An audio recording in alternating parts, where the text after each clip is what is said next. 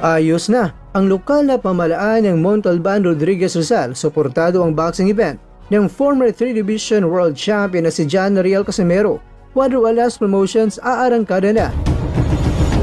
Triple J Jun Junjet ang kalaban ng former Unified World Champion na si Marlon Tapales. Nakahanda na sa paparating na laban. Mga kaubayan na Triple J na taga-Indonesia, gustong ma-upset itong si Tapales. Triple J sobrang handa na at gigil na sa paparating na laban. Pero bugaling mga kwento ang balitang ibabagi ko sa inyo. Kaya tara, kwentuhan na!